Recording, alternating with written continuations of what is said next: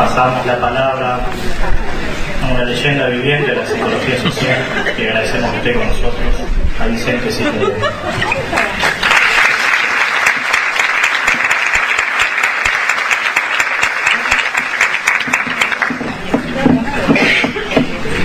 Me han presentado de muchas formas, ya como leyenda vivienda, muy malo, agradezco. No sé si me pone triste, pero el hecho de viviente, que sí que estoy vivo, bueno, eso. Y yo iba a empezar por un lado, pero como suele suceder, la magna presentación hace que diga, bueno, ¿y ahora hacia dónde voy? Bueno, creo que voy a lo que corresponde, la gratitud, que es un buen valor, si además de nombrarla la ponemos en alto. En este caso concreto, mi gratitud a los compañeros que han organizado este encuentro y también, por supuesto, a que me hayan invitado a estar aquí. Y también mi gratitud a tanta gente, porque no puedo negar que me sería muy difícil entender mi vida, si es que alguien puede en algún momento entender su vida, por fuera de la psicología social. En realidad, solo entiendo la vida, o al menos lo que intento vivir como vida, desde en el pensamiento la psicología social, desde la ética mi lucha por los derechos humanos, y desde la vida que es capaz de desafiar a la muerte. Nunca he dejado de soñar con la poesía. Hablar cada vez se me va haciendo como algo más difícil. Creo que nadie llega a los 74 años sin pagar por ello. Y entre otras cosas, pago, pero también disfruto lo que podríamos llamar la mirada histórica. Yo, en los años 60, lo que era casi un niño, había cumplido 21 años, me recibí de abogado, después me especialicé en filosofía. Y ya desde aquellos años escribía poesía, teatro, hacía periodismo. En el año 64 aproximadamente me crucé por primera vez con Enrique Pichon Rivière, o sea, casi hace 50 años. Y ahí empezó otro mundo que no excluyó a los otros mundos, pero que me permitió darle como una mirada totalizadora. Ya en esos años, la década del 60, empecé a trabajar en la defensa de los derechos humanos, cuando era un concepto que no estaba vigente, prácticamente no había instituciones de derechos humanos, y si bien el dolor existía y la tragedia existía, no se había convertido en la desmesura que obligó, por necesidad de llenar el vacío que provocaba la muerte, organizar miradas, pronunciar palabras, cometer actos llamados subversivos entonces, y que trataban de poner un freno a la muerte que se había prácticamente apoderado de la vida. El infierno estaba entre nosotros.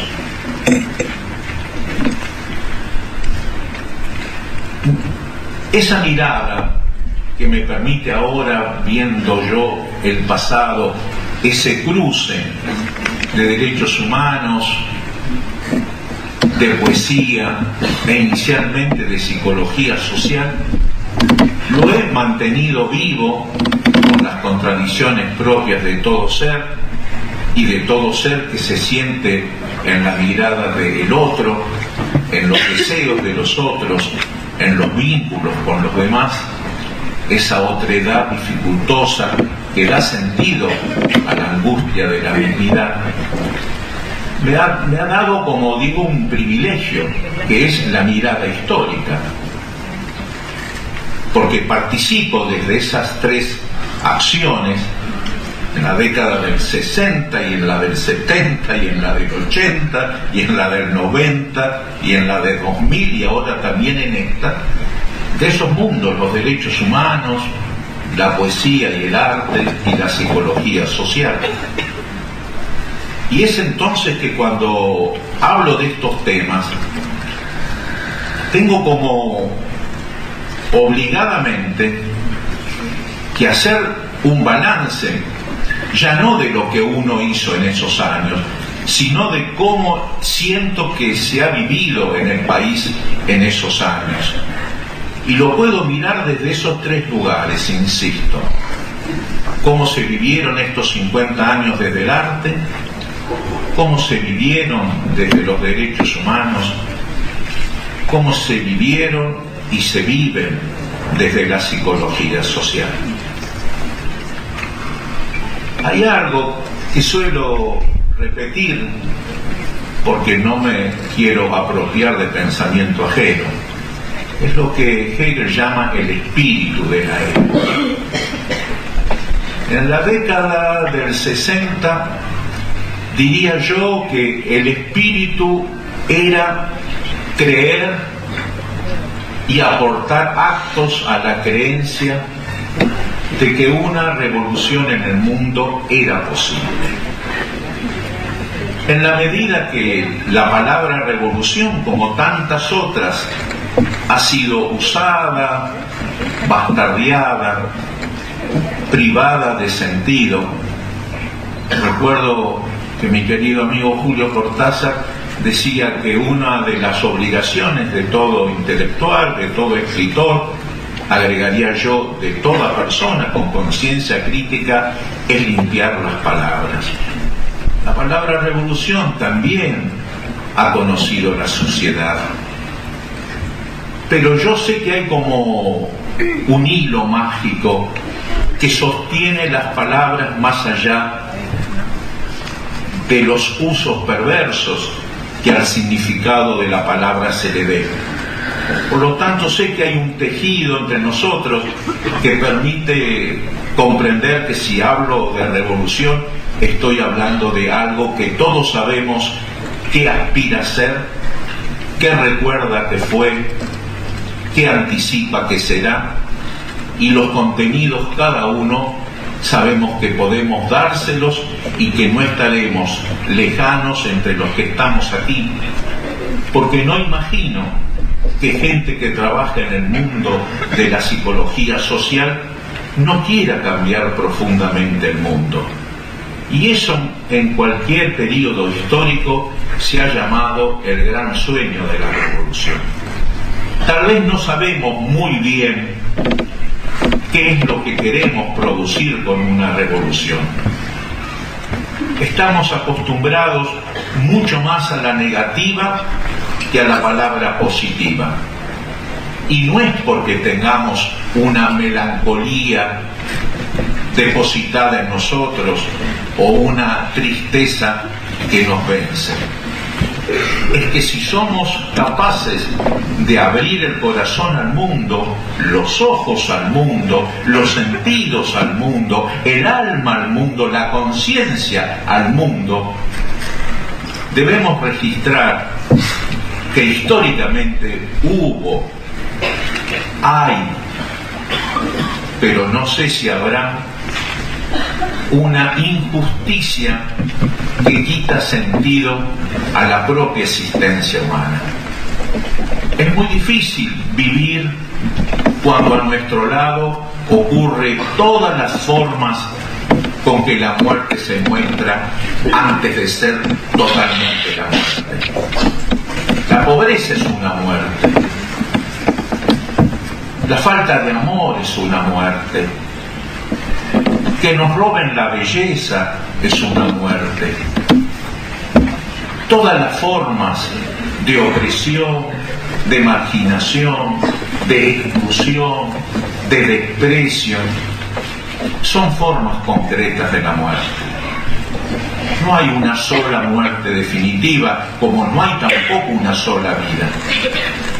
La vida es un ser, un haciéndose, y en ese ser y en ese haciéndose no sabemos realmente cuál es el rostro definitivo. Tampoco sabemos entonces cuál será el rostro definitivo de una revolución. Lo que sí sabemos que producir una revolución no es un acto de un día. Soy parte de una generación y asumo como hecho históricamente las responsabilidades que me corresponden como un militante activo que quiso cambiar el mundo, de lo que puede ser lo peor que nos podía suceder: ser derrotados. Porque cuando uno pierde un gran combate por modificar la vida, las estructuras económicas, los vínculos, la cultura en su totalidad, paga. Toda nuestra generación pagó, y con usura. Hemos conocido las cárceles, las desapariciones, las prisiones, el exilio, la muerte en todas sus formas. Y sin embargo, cada vez que me hago la pregunta, ¿valió la pena?, siento que valió la pena.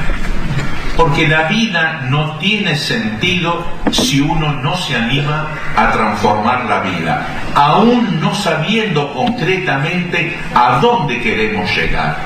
Pero sí tenemos el no.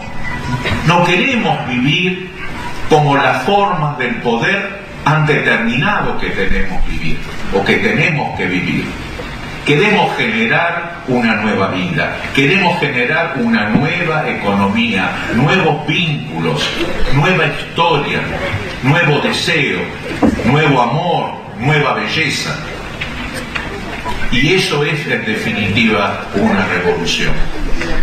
Porque habrá que destruir mucho, pero con conciencia que no es un placer la destrucción, sino el dramático y responsable paso para la construcción. Porque si se pierde toda la fuerza en la destrucción, la nueva cultura no nace. La nueva cultura tiene que nacer para que lo que dejamos de lado no sea un simple y directamente soberbio gesto de tirar por la ventana a quien fuera y a quien sea, aunque no sepamos finalmente para qué ni por qué lo hicimos. Alguna vez lo he dicho, creo que lo que vale es el viaje, aunque no conozcamos el puerto. Viajando construimos. Y en mi mirada de estos 50 años de participar en la cultura, siento que aún con todos los dramatismos en los que estamos viviendo, hemos avanzado. Y creo inexorablemente que seguiremos avanzando. Pero para seguir avanzando hay que seguir plantando árboles, aunque no seamos nosotros los que gocemos su sombra.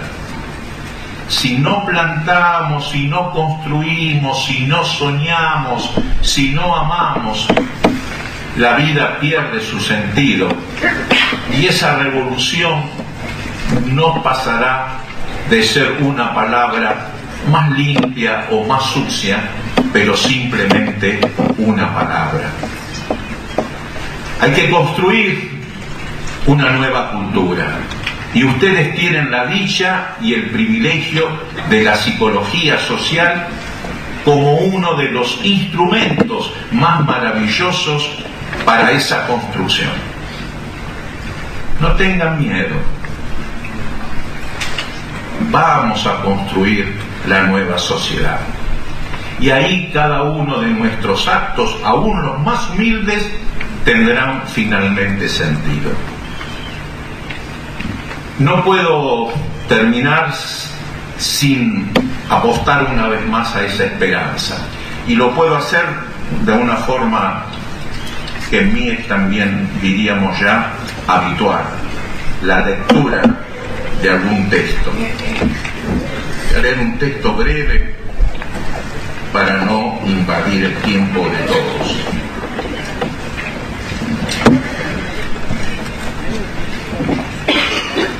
Vals de una rosa.